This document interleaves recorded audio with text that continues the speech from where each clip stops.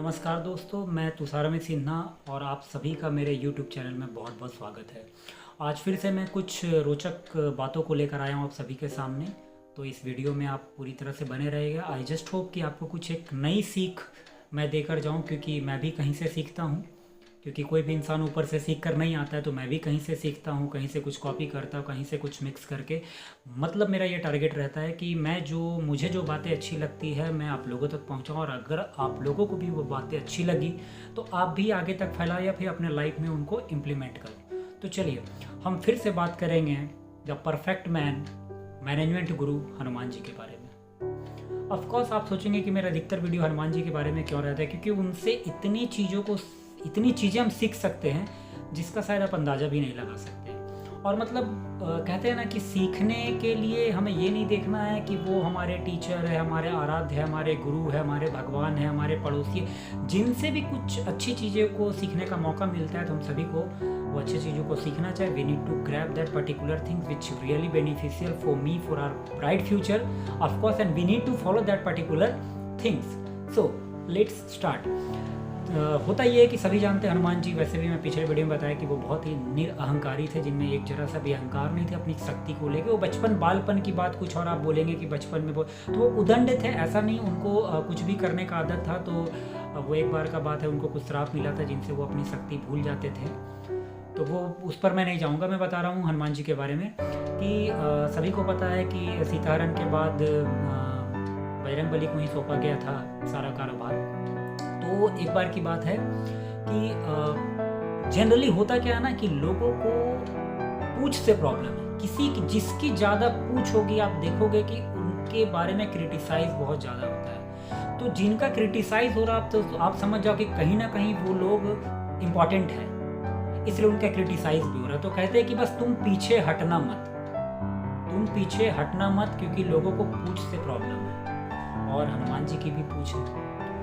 तो एक बारी क्या होता है कि जब वहाँ पर अशोक वाटिका में हनुमान जी उत्पात मचा रहे थे, चूँकि उनको भूख लग गया था। वो स्टोरी मैं बाद में डिस्कस करूँगा। वो सीता माता से आज्ञा लेकर कुछ खाने के लिए चले गए, तो थे तो वानर तो उदंड पूरा मचाने लगे। तो रावण के सैनिकों ने जाके खबर दी कि महाराज ऐसी सी बात है, एक वानर बहुत उत्पात मचा रहा है। तो ठीक है, ऐसा करो कि रावण ने आदेश दिया कि जाकर उस वानर को पकड़ाओ। लोग गए पकड़ने के लिए, तो बहुत परेशानी। तो सब बोले कि क्या बात है, बोला कि ऐसा करो उसकी पूंछ को ही उखाड़ दो या फिर पूंछ से बांध कर ले आओ, ऐसा कुछ समथिंग उनको आगे दिया गया। तो रावण के पास 4 सेनाएं थी, शायद घुड़सवार, हाथी सवार, पैदल, और एक अमर सेना भी थी। तो सबसे पहले जो थे पैदल हो गए पकड़ने के लिए। तो जैसे उनके पूंछ पकड़े सब मिलकर कि वानर इसके पूंछ ही उखाड़ लेता हो या पूंछ पकड़ के ले आता हो। तो जैसे उसके पूंछ को पकड़े, बस हनुमान जी इतने शक्तिशाली पूंछ में सभी को लपेटा और आकाश की तरफ कुछ आए वापस। क्या हुआ, वानर पकड़ा गया? नहीं। क्या हुआ, पीछे से पकड़ना चाहिए था उसको। बोला हुजूर पीछे से ही पकड़ा, पूंछ को ही पकड़ा, लेकिन जिन लोगों ने पूंछ को पकड़ा, आगे वाले तो कुछ बचे भी रह गए, लेकिन जिन्होंने पूंछ को पकड़ा उसको तो उस वानर ने न जाने आकाश में कहाँ भेज दिया। अच्छा ऐसा करो, घुड़सवार को भेज।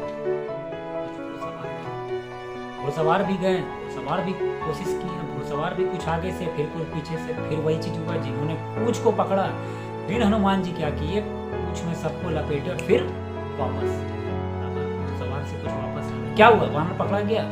बोला हुजूर वही, बोला पूंछ के बारे में मत बोलना, क्योंकि पहले वाले से तो परेशान था रावण। बोला पूंछ के बारे में मत बोलना। बोला अच्छा ऐसा करो, दूसरी सेना भी गई, अब तीसरी सेना को भेजा। बोला तीसरी सेना को भेजा, बोला मेरा ऐसा करो, कुछ आगे से और कुछ भी, दोनों एक साथ अटैक करो। सेना ने महाराज का हुक्म मानते हुए दोनों तरफ से अटैक किया। हनुमान जी फिर अगेन, फिर सभी को पूंछ में लपेटा एक साथ और वापस आकाश की ओर वापस आए। सब क्या हुआ, तो सारे सैनिक, बोला हुजूर गए सैनिक को देखने, सैनिक को तो देख रहे आकाश में। बोला वानर, बोला वानर वही है। रावण पूरा परेशान कि अब किया तो क्या किया जाए। तो रावण के पास एक अमर सेना थी। अंत में रावण ने अमर सेना को आदेश दिया कि तुम लोग जाओ और उस वानर को पकड़ के लेकर। अब जैसे ही रावण ने यह आदेश दिया, सारे मतलब जितने भी भगवान थे सभी में खलबली मच गई कि अब क्या होगा, अब बजरंगबली का क्या होगा, कि जितने सेना थी सबको तो मार दिया, फेंक दिया, लेकिन अमर सेना उसको कैसे ख़त्म करेंगे। ये तो बड़ा चिंता का विषय। सभी देवताओं में बहुत सारे सभी देवता चिंतित हो गए, मगर कहते हैं ना कि बजरंगबली कहते प्रभु राम है ना, मैं क्यों चिंता करूँ जब हमारे प्रभु है। कहते अगर आप कुछ बढ़िया काम कर रहे हो और अगर आप सत्य के साथ हो, अगर आप धर्म के साथ हो, तो आपके साथ ऊपर वाला रहता है। सेम बजरंगबली भी ने कहा कि जो करेंगे प्रभु करेंगे, आप लोग घबराइए मत। अमर सेना आया, बजरंगबली ने दिमाग लगाया, बोला अच्छा ठीक है। सभी अमर सेना क्या किए, बजरंगबली के पूंछ को पकड़ लिए पीछे से। कोई इस बार आगे से नहीं किया, बोला आगे वाला तो वैसे भी जाना। सभी पूंछ को पकड़े कि अब क्या करेगा, कैसे मारेंगे, कैसे क्या करेंगे, क्योंकि सभी को तो उन्होंने मार दिया था। बजरंगबली ने क्या किया, सभी को पूंछ बढ़िया से पकड़ने दिया। जब सभी सैनिक पूंछ पकड़ लिए और बजरंगबली अपना विकराल रूप धारण करके, वायुपुत्र है, आकाश में इतनी ऊपर उड़े, इतनी ऊपर उड़े, इतनी ऊपर उड़े कि गुरुत्वाकर्षण बल से बाहर चले गए। अब जब गुरुत्वाकर्षण बल से बाहर चले गए, उसके बाद उन्होंने पूंछ को झटका। सारी सेना जो है गुरुत्वाकर्षण बल से बाहर है, उधर ही रह गए। मारने की जरूरत क्या है उन्होंने, क्योंकि वैसे भी वो मरते नहीं, सारे गुरुत्वाकर्षण बल से जो जहां थे वहीं रह गए। उसके बाद हनुमान जी तो वापस अपनी जगह पे, तो कुछ सैनिक जो आए वापस, क्या हुआ, वानर कहाँ है, सैनिक कहाँ है। बाकी लोग से पूछा तो मंत्री बोला हुजूर सैनिक को पूंछ पकड़ के ऊपर जाते तो देखा मगर आते नहीं देखा। तो ये स्टोरी बताने का मतलब यही है कि देखिए लोगों को आपकी पूंछ से प्रॉब्लम है। अगर आप अच्छा गाते हैं, अगर आप अच्छे टीचर हैं, आप अच्छे बिजनेसमैन हैं, कुछ भी अच्छा कर रहे हैं, तो बहुत कम लोग हैं जो आपकी तारीफ करेंगे, बहुत कम लोग हैं जो आपकी प्रतिभा की कद्र करेंगे। जनरली पीपल लोग क्या करते हैं ना, अगर आप कुछ भी बढ़िया करो, आप बहुत अच्छे सिंगर हो या आप में हिम्मत है कहीं पर सिंगिंग करने का, आप कहीं पे चौक चौराहा या कहीं पर भी सिंगिंग कर रहे हैं, आप देखना बहुत कम लोग हैं that they are appreciating you. Maximum लोग क्या करेंगे, अरे गाया ठीक, लेकिन यू नो व्हाट, यहाँ आवाज़ थोड़ा ये था, एक नोट ऊपर चला गया, एक नोट नीचे चला गया, ये वगैरह, मतलब 10 तरह की लोग बातें करते हैं। तो मेरा कहना सिर्फ यही है कि आपको उनसे घबराना नहीं है। लोगों को पूंछ से शुरू से प्रॉब्लम रहा है, तो आप ये सोचेंगे कि अरे वो ऐसा बोल दे, नहीं, आप अपना काम करते जाइए। मैं फिर से बोल रहा हूँ कि अगर आप सत्य के साथ हैं, आप धर्म के साथ हैं, तो आपका रखवाली कोई मनुष्य नहीं करेगा।